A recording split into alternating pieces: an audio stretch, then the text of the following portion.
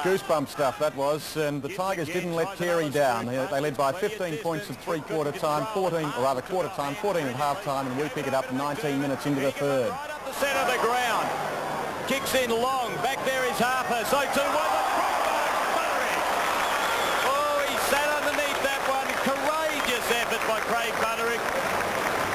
I hadn't seen much of this chap, but by gee, he's impressed us today. He can mark. He's a beautiful kick. He's also kicked 3 goals to date.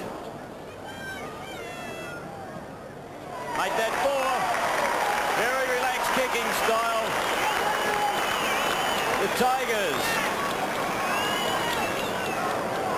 now move on to 11 goals, 9, 75 points. Just opening up a little bit of breathing space against the Eagles, who are on 9-8. Those last 2 goals from Craig Woodlands and Craig Buttering have been the steadier for the Bays. Buttering has been sensational with 4 goals. Craig Woodlands also has 4. They're the 2 men up forward that have done the damage. Carey and Lindsay, it doesn't look like either player is going to have a rest off the ball. The ball comes down towards Maynard. He hooks that one back in the direction of Enright. He couldn't control it. Kicks the ball in front of him. Paddled it towards Christensen. Back to Enright. Scooped it forward to Weston. Now it's finally been well taken by Woodlands as he passed it out towards McDermott. And in turn has given that ball to Buttering again.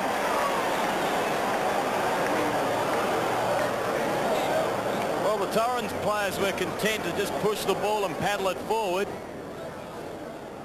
Craig Woodlands took the ball by the horns and fed out a superb handball. And there's another goal. That's 5 goals to Craig Buttering. And he certainly is the key to this game at the moment. He kicked the first 2 goals for Glenelg in the opening quarter. And now he's kicked 3 in this third term. Glenelg 12-9, Torrens 9-8. Yes, the damaging player was McDermott coming through centre field. Take 2 action replay. McDermott to Buttering goal, McDermott to Buttering goal. You almost feel like you've got a stammer, but that's the way the play's gone. Lindsay with the tap down to Christensen. He's well tackled. Weston in there. Stalemate. And it'll be Michael Abbott again. In fact, it's Laurie Argent to bounce. Kim Buttering has 3 goals this term. Craig Woodlands 2. They're the Bay's only goal scorers in this quarter. And what can Paul Weston do? Well, obviously the defence has to tighten up. Weston's playing a fine hand himself. He's got to marshal the other backman as we see Buttering again. He couldn't control that one. Enright back there. Players jump on top of it. Schwartz is back onto the ground. Picking up Buttering. So it appears that Baker's been taken off. Yes, we cannot see Baker out in the field. So Baker's been taken off and young Alan Schwartz has been given the job of picking up the danger man in Craig Buttering. Weston opposed to Cruz. Cruz won that tap down in the direction of Enright. Enright now got a wobbly kick away. It found Eichner. Barely 10 metres that kick. Now, I was just about to say the Eagles have to steady. They've got out of that, but they were lucky. Weston's handball went to Eichner. Eichner drives long out towards Chris Lindsay. Out there is Hodgson. He had a fumble. Ball very close to the boundary line. Eventually it's gone over. As Hodgson and Winton lie side by side.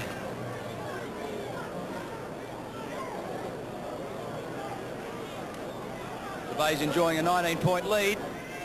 Peter Carey and Ruck versus Chris Lindsay. They've been at it all day. There've been no changes. Hodgson playing in the forward lines. Scott Salisbury playing half back.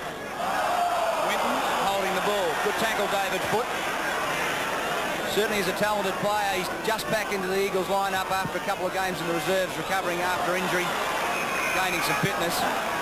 Donovan dumped the ball away from Grenville Dietrich out of play. We've had just on 23.5 minutes of the third quarter. Carey and Lindsay go at it again. Schwartz down from his back pocket forward. Dietrich picks up the ball. He had a snap at goal, smothered off the boot by Donovan.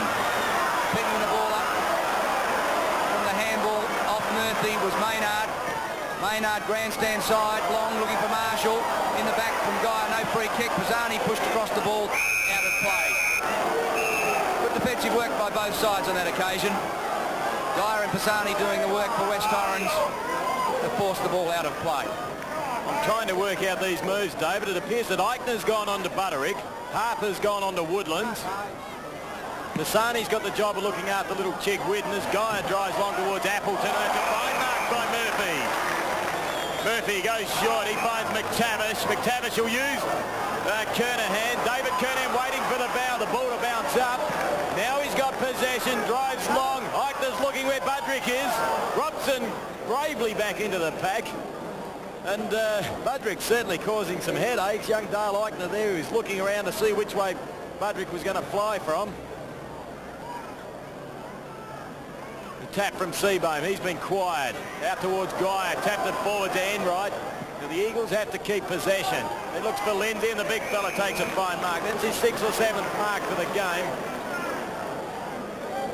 The next kick's the important one. They're breaking down up in their forward zone. Kick is positioned for Hodgson. He had 2 players to contend with and it was well spoiled by Winton.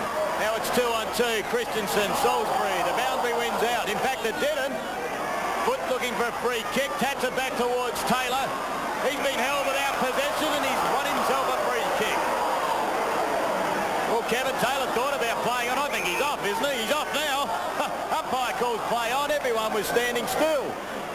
And another misdirected kick as it goes straight to Murphy, and that's their downfall. There's no doubt about it, David. Yes, the forward set up for the Eagles today has lacked a little bit strength. The defence of the base has been strong, led by Murphy. Now Maynard, the left foot to Seabohm. Robson from behind, a screamer. Well, I didn't expect him to take the mark. He came from nowhere and got it. Certainly an unpredictable player. Robson through centre, Morfitt there. Front was appeared to be Maynard. Now finally Cruz out to Hodgman. Turn Marshall. Showing a ton of pace, Marshall. Into the goal square he goes. Gibbs is up. He missed the mark. Robson. Now Ross Gibbs has drifted down in the forward line. We saw him kick 4 goals in the last term last week. Botia's the man marking him, but Kernahan has that mark. So Ross Gibbs lurking in the forward line. Now calling for the ball. Here's a danger man. Kernahan comes across field. Weston took front position. Cruz couldn't quite pick the ball up. Tunnel balls it through. Maynard around his body. Harper's first there for West Torrens and has the mark. Harper plays on to Eichner, providing run. To the outer side they go. Chris Lindsay galloping towards the outer. Feeds off the handball to Foot, who's coming into the game. Short to Hodgson, who's done a good job through the half-forward lines. Winton has the job of curtailing Hodgson. Left foot forward. Morfitt, courage, left foot, lines him up, misses. In fact, he's got a free kick. He was hit after he kicked it. So now Morfitt an opportunity of having another shot at goal. He's already kicked 1 point as he pulls out his mouth guard just to take a breather. 25 metres out, directly in front. Scott Morfitt, recruited to West Torrens from Geelong this year. He's played mainly in the centre, but today he's played at half forward. Carey stands the mark as Morfitt gains composure, deliberately lines up the goals. Very important kick for the Eagles. They trail by 19 points. They got back to within 3 points at one stage of the quarter. That one's right through the middle, so they're now back to within 13 points of the Bays. 12-9-81 Glenelg, 10 goals, 8, 68 the Eagles. Well, both sides have kicked 5 goals this quarter. In the second term, both sides could manage only 2 goals. It's the first quarter that the Glenelg side managed to gain their lead. They kicked 5 goals to the Eagles 3. So it's 81 points, play 68. There's not much in this game, and it's been a great third term of football. Hasn't it, what, with played 3 minutes into time on, 13 points the lead to Glenelg. It's been Butterick and Woodlands that have done the damage. Kevin Taylor has 2 this term for the Eagles. David Foot has 2. And now Scott Morfitt chipping in with a goal. There's a free kick picked out in the centre. For the 3rd time today, it's going the way of the Bays. Peter Carey off screen, you couldn't quite see, stole the ball and played on. He was at centre half forward before anyone realised, but the umpire has called him back. Well, I'd like to try and pick up, David, who the player is that's infringing. As you mentioned, it's the 3rd occasion that a Torrens player has gone into the centre square before the ball has been bounced.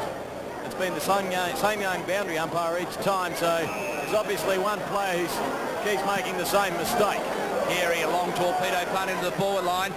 Up was Seabohm, but in front of him was Chris Lindsay. Taken another mark. Lindsay plays on. The handball is interrupted by Seabohm. Harper under pressure to Eichner. Quick kick away forward. Schwartz is there for the Eagles. He paddles it forward. Cleverly in Hodgman with desperation. Schwartz, the handball out. Weston using good body work. Taps it forward for Bruce Lindsay. Through half forward they go. Cunningham's there. Murphy behind. Now Salisbury under pressure from Taylor. Out of bounds on the full. Could it be? No, it just bounces inside the line. I thought for one split second that Salisbury's kick might have been wide, but fortunately for the Bays it landed just inside the line. Well, John Cunningham's come back onto the ground. It appears that Appleton may have come off, so obviously the Eagles are looking for some marking power up forward. Lindsay with a chance. Long handball over to Chris Lindsay. Too high for the big fella, if that's possible. He hooks around his body. Dietrich punt position, couldn't take it. And the ball rolls over the line for another minor score. So the Eagles move on to 10-9-69.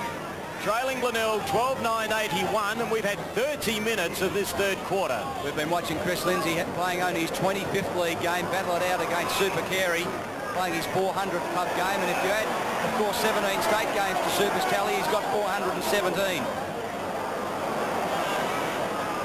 Kernahan got it off to Cruz.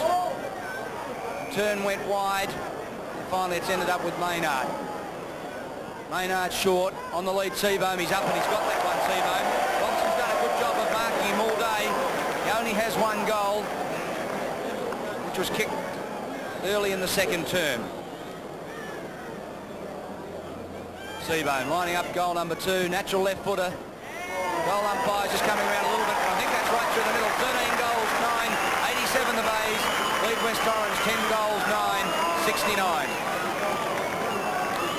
Well, that was a strong mark to Seabohm. He's been a little bit down on form. He had a quiet one last week against the Bulldogs. It's his second goal to date. He's got a good pair of hands. He made his name as a backman. Exceptionally good centre-half back. He's a long kick of the ball, and that mark and goal will do him his confidence no end of good. He's sitting fourth on the goal-kicking ladder for the league, Seabohm. In fact, fifth. 25 goals, 9 before today, so he now has 27 goals for the day. Torrens House in the third quarter here. The Glenelg Oval, the mark has been paid to Seabohm. Oh, sorry, it sounded. Well, the Glenelg supporters aren't too unhappy about that. I think the West Torrens supporters will be plenty unhappy about it. Neither. Well, in fact, David, Paul Weston has moved in with Michael Abbott to remonstrate. Now, there's no one back on the goal line there for the Eagles, so it could bounce through. Chris Lindsay's just realised, Dale Eichner's realised, they're sprinting down the ground. Seabohm would want to kick now, there's no one there. Well, I think he hurried to kick, Kim. He certainly did. He pulled it to the right. He knew that there was nobody home for the Eagles, but in his hurry, he's pulled it just to the right and scored only a behind. So the three-quarter time score here at Glenelg. The Bays, 13 goals, 10. Lead West Torrens, 10 goals, 9. In what has been a top game.